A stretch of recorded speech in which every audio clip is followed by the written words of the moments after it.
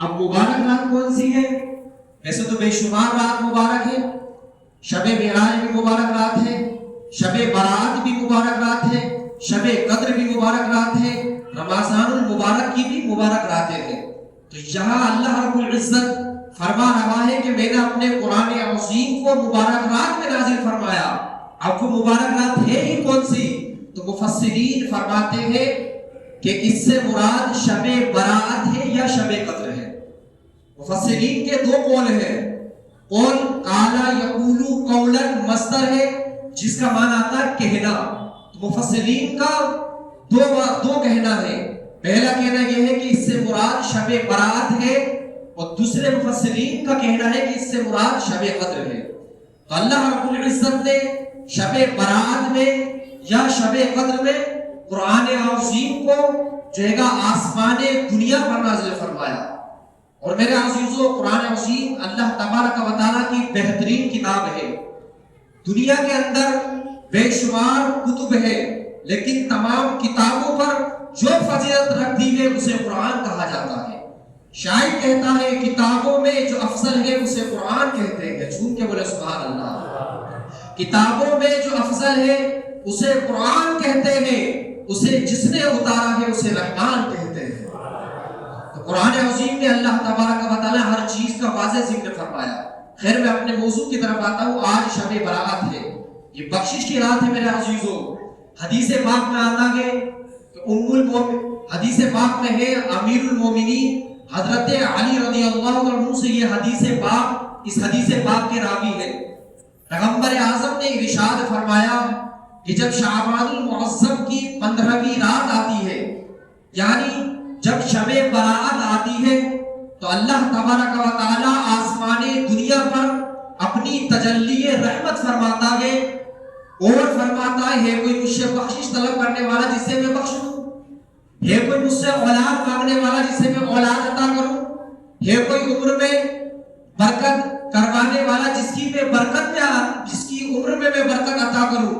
اسی طرح میرے عزیزو ساری رات اللہ تبارک و تعالیٰ یہ اعلان فرماتا ہے، اور کتابوں میں لکھا ہے کہ جب شعبان المعظم کی 15ویں رات آتی ہے تو اس دن جب سورج ڈوبتا ہے، تو جب سورج ڈوبتے ہی اللہ تبارک و تعالیٰ آسمان دنیا پر اپنی تجلی رحمت فرماتا ہے اور فرماتا ہے لوگوں مجھ سے مانگو میں تمہیں عطا کروں گا۔ ساری رات اللہ تبارک و تعالیٰ اسی چیز کا اعلان فرماتا ہے، یہاں تک کہ پھر صبح ہو جاتی ہے اور اللہ تبارک و تعالیٰ کا اعلان ختم ہو جاتا ہے۔ تو میرے عزیزو سورج اب ڈوب گیا ہے، اب رات میرے عزیزو آ گئی ہے، اور اللہ رب العزت آسمان دنیا پر اپنی تجلی رحمت فرمایا ہوا ہے۔ یہ ہمارا ایمان ہے، کیونکہ ہم نے اللہ کو نہیں دیکھا لیکن قرآن و حدیث کے ذریعے مانا کہ اللہ تبارک و تعالیٰ ہے۔ تو ہمارے اس بات پر بھی ایمان ہے کہ اللہ تبارک و تعالیٰ آسمان دنیا پر اپنی تجلی رحمت فرمایا ہوا ہے اور اعلان کر رہا ہے اے میرے بندو مانگو میں تمہیں عطا کروں گا، اے میرے بندے مانگو میں تمہیں عطا کروں گا۔ تو میرے عزیزو یہ مانگنے کی رات ہے، یہ میرے عزیزو بخشش طلب کرنے کی رات ہے۔ اس میں اللہ تبارک و تعالیٰ کی بارگاہ میں ہمیں بخشش طلب کرنا چاہیے۔ اللہ تبارک و تعالیٰ کی بارگاہ میں ہمیں اپنے سچے گناہوں سے توبہ کرنی چاہیے، کیونکہ میرے عزیزو حدیث پاک میں ہے ام المومنین حضرت عائشہ صدیقہ رضی اللہ تعالیٰ عنہ فرماتی ہے کہ نبی نے فرمایا اے عائشہ جانتی ہو کہ شعبان کی 15ویں رات میں کیا ہوتا ہے، یعنی شب برات میں کیا ہوتا ہے عائشہ جانتی ہو؟ تو حضرت عائشہ نے کہا یا رسول اللہ صلی اللہ علیہ وسلم بتائیے کیا ہوتا ہے؟ تو پیغمبر اعظم نے فرمایا عائشہ شب برات میں اللہ تبارک و تعالیٰ اس بچے کا نام لکھ دیتا ہے جو بچہ اس سال پیدا ہوگا، اور ان کے بھی نام لکھ دیے جاتے ہیں جو اس سال مریں گے، ان کی روزی کے بارے میں لکھ دیا جاتا ہے، ان کی موت کے بارے میں لکھ دیا جاتا ہے۔ تو میرے عزیزو آج کی رات ہمارے اعمال میرے عزیزو رب کی بارگاہ میں پیش کی جاتے ہیں، اور جو اس سال میرے عزیزو جتنے بھی بچے پیدا ہوں گے سب کے نام آج ہی رات میں لکھے جائیں گے۔ اس سال جتنے بھی لوگ موت پائیں گے انتقال ہوں گے ان کے بھی نام میرے عزیزو اس رات میں لکھ دیے جائیں گے۔ حضرت عائشہ فرماتی ہے حضور صلی اللہ علیہ وسلم شعبان المعظم کے سب سے زیادہ آپ روزہ رکھتے تھے، جو یہ شعبان مہینہ چل رہا ہے۔ ایک دن حضرت عائشہ نے پوچھا یا رسول اللہ صلی اللہ علیہ وسلم آپ شعبان مہینے تو اور بھی ہیں لیکن آپ شعبان کا ہی روزہ کیوں رکھتے ہیں؟ پیغمبر اعظم نے فرمایا اے عائشہ کیونکہ اس مہینے میں وقت موت لکھ دیا جاتا ہے اور میں یہ بات پسند کرتا ہوں کہ جب میرے انتقال کا وقت لکھا جائے تو میں روزے سے ہوں۔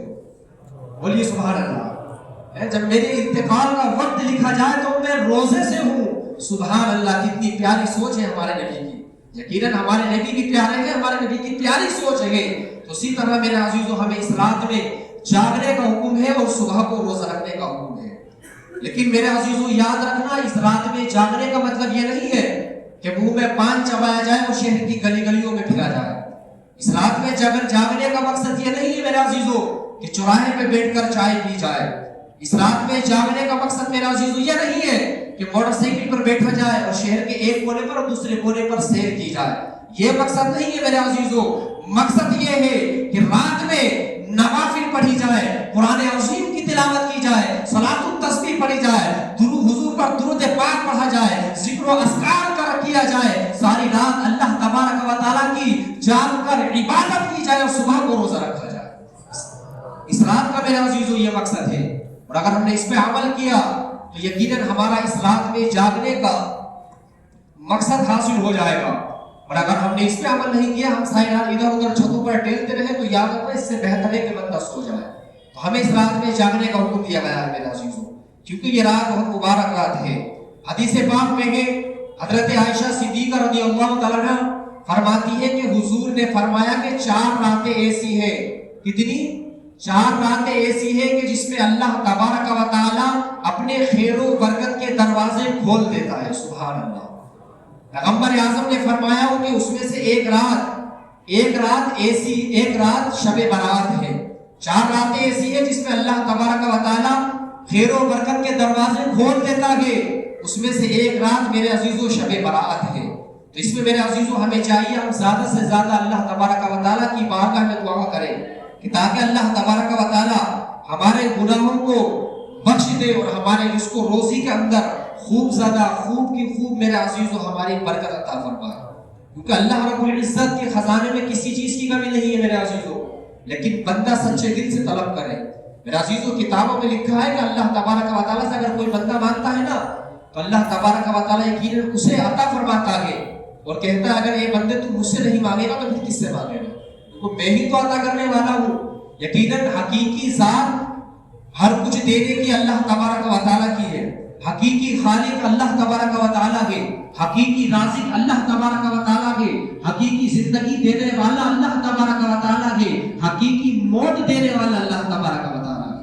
تو میرا عزیزو بس اس بات پر ہمارا ایمان ہے کہ جو کچھ حقیقی دینے والا ہے رب تعالیٰ ہے اور دلوانے والے محمد رسول اللہ ہے۔ ایک رب ہے موتی، یہ ہے قاسم، دیتا وہ گے دلاتے یہ ہے۔ دیتا کون ہے؟ اللہ تبارک و تعالیٰ، دلاتے کون ہے؟ محمد رسول اللہ۔ تو میرا عزیزو یہ بخشش کی رات ہے۔ حدیث پاک میں آیا ہے حضرت عائشہ صدیقہ رضی اللہ تعالیٰ عنہ فرماتی ہے کہ حضور میرے بستر مبارک پر سو رہے تھے۔ فرماتی ہے جب میری آنکھ کھلی تو میں نے دیکھا کہ حضور بستر مبارک پر نہیں ہے۔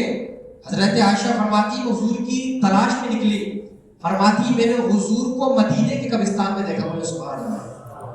فرماتی جب میں بستر سے اتری اور تو میں نے نبی کو جنت البقیع کے اندر دیکھا کہ نبی جنت البقیع کے اندر موجود ہیں اور میرے عزیزوں قبر والوں کے لیے دعا کر رہے ہیں۔ جب حضرت عائشہ میرے نبی کے پاس پہنچی تو میرے نبی نے فرمایا عائشہ کیا تم اس بات کا جو ہے خیال کرتی ہو کہ اللہ کا رسول تمہارے ساتھ انصاف نہیں کرے گا؟ تو حضرت عائشہ نے کہا یا رسول اللہ ایسی کوئی بات نہیں، بلکہ میں آپ کی تلاش میں آئی تھی۔ پھر میرے نبی نے فرمایا عائشہ آج شب برات ہے اور آج اللہ تبارک و تعالی بنو کلب کی بکریوں کے بال سے زیادہ اپنے بندوں کی بخشش فرماتا ہے، جنت میں اعلیٰ سے اعلیٰ مقام عطا فرماتا ہے۔ بنو کلب کی بکریوں کے بال سے زیادہ۔ بنو کلب جانتے ہیں عرب کا یہ ایک قبیلہ تھا، عرب کا ایک قبیلہ بنو کلب جو بہت زیادہ بکریاں پالنے میں مشہور تھا۔ تو اللہ تبارک و تعالیٰ نے بنو کلب کی بکریوں کے بال سے زیادہ اپنے بندوں کو جہنم سے آزاد فرماتا ہے۔ میرا عزیزو یہ بخشش کی رات ہے، بخشش طلب کرنے کی رات ہے۔ اس میں چاہیے کہ ہم اللہ تبارک و تعالیٰ سے سچے دل سے میرا عزیزو توبہ و استغفار کریں۔ لیکن میرا عزیزو آج ہمارا دل اتنا سخت ہو گیا ہے کہ خدا کی قسم جس کا کوئی جواب نہیں ہے۔ آج ہم گناہ پر گناہ کرتے ہیں، ہمارے دل میں ذرہ برابر بھی اس بات کا خیال نہیں آتا کہ میرے عزیزو ایک دن ہمیں مرنا ہے۔ یاد رکھنا میرے عزیزو، یہ موت ایسی کڑوی حقیقت ہے، ہر ایک انسان کو آنی ہے۔ انسان تو انسان رہا، ہم تو ہم رہے میرے عزیزو، نبیوں نے بھی موت کا مزہ چکھا ہے۔ ایک وقت کے لیے بھی انہیں موت آئی، پھر وہ ہمیشہ ہمیشہ کے لیے زندہ ہو گئے۔ تو میرے عزیزو ہمیں بھی ایک دن موت کا مزہ چکھنا ہے۔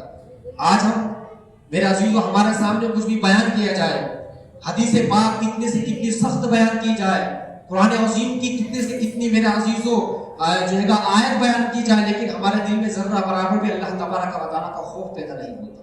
میرے عزیزو یہ ہماری نادانی ہے، یہ ہمارے ایمان کی کمزوری کی علامت ہے۔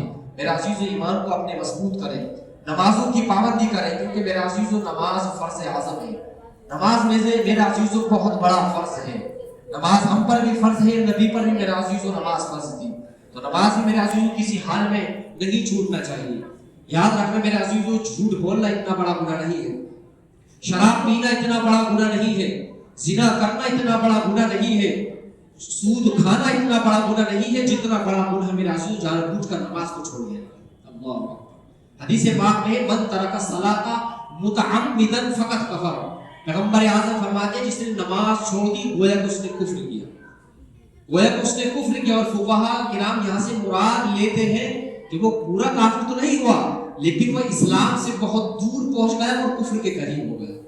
جس طرح میرے عزیزو ایک انسان ہے، اس کا بدن سڑ گیا، گل گیا، اس کے بدن کے اندر کیڑے رینگ رہے ہیں، بس ہلکی سی جان اس کے اندر باقی ہے، جان باقی ہونے کی بنا پر ہم اسے مردہ نہیں کہہ سکتے۔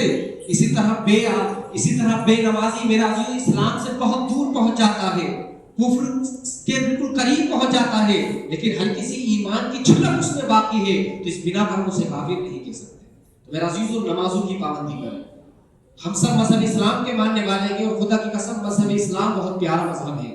مذہب اسلام ہمیں ہر ایک چیز کا حکم دیتا ہے، کپڑے کس طرح پہننا ہے مذہب اسلام بتاتا ہے، کھانا کس طرح کھانا ہے مذہب اسلام بتاتا ہے، سونا کس طرح ہے مذہب اسلام بتاتا ہے، کھانا پینا تو بہت دور رہا، مذہب اسلام اتنا پیارا مذہب ہے کہ ہمیں بہانے پیشاب کا طریقہ بھی بتاتا ہے۔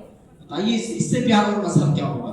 لیکن میرے عزیزو آج اگر ہم اپنے معاشرے پر نگاہ دوڑائیں تو دیکھیں کہ میرے عزیزو آج وہ کون سی برائیاں ہیں جو ہمارے معاشرے میں موجود نہ ہو، آج وہ کون سی خرابیاں ہیں جو ہمارے معاشرے میں موجود نہ ہو۔